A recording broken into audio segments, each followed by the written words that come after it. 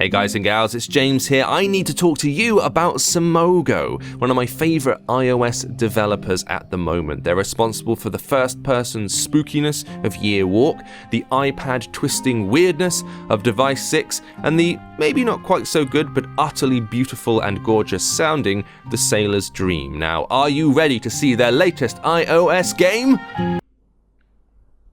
Yeah, it's not quite what I was expecting either. So, I'm going to tap the screen. Bam, a line appears. This is Spl-t. The idea of the game is a simple puzzler based around drawing horizontal and vertical lines onto the screen in the hope of dividing these blocks up into smaller blocks, which will then match up and vanish. So I'm going to create 4 like-sized blocks together here. There we go. The number 7 has appeared on them. That indicates the number of taps I've made so far in the game. If I tap again, that number will count down, and every time I tap, it'll count down further till it reaches 0. When it hits 0, the blocks will vanish in a Tetris kind of fashion. I just created 4 more matching ones. The number is now 11, because I've already made 11 taps prior to matching up those blocks. The idea is just to keep going and going and going, keep clearing the screen to make more room for new blocks to be matched and vanished.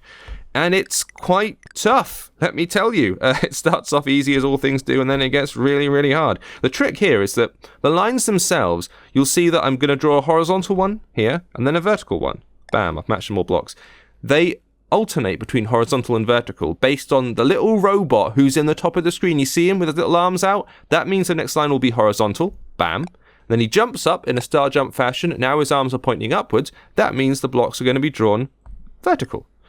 And you're forced to switch between those two horizontal vertical, and that's where things get tricky. If you could choose whichever line you wanted to draw, game would be easy, but it's not. It absolutely kills you by forcing you to draw either one or the other.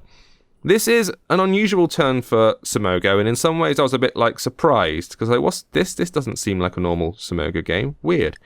But then I thought about it a little more and went, actually, there is no such thing as a normal SIMOGO game, really. They do different, unusual games. That's their thing.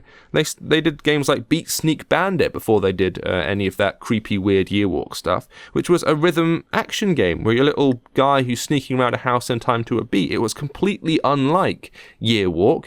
And then Device 6, that peculiar text adventure, which was one of my favourite games from last year. I think it was last year.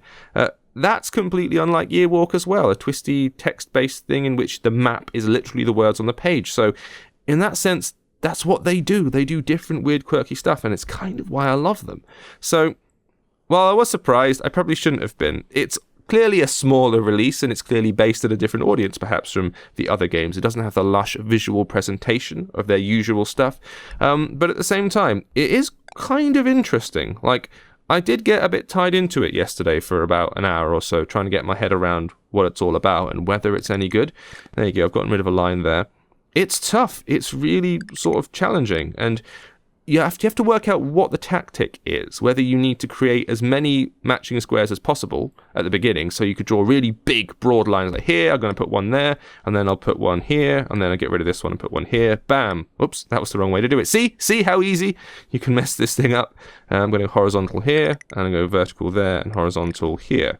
So I've just created that 43 cluster there, somebody can write, but that's not going to disappear for 43 taps.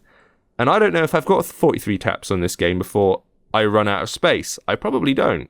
So is the idea to create really big blocks really quickly with low numbers, or create lots of little small ones like this, where you kind of go, right, one here, vertical here, one here, so a little tiny cluster. So in 47 turns, that will disappear, but it's only a very small amount. It won't make a huge dent on the playing field. So that's the toss-up. That's the thing you have to work out.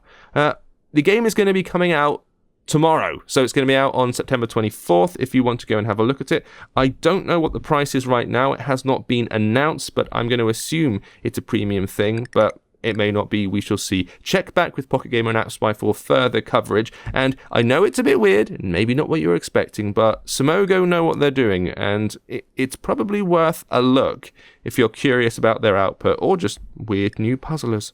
Spl-t. Take a look. Thanks for watching.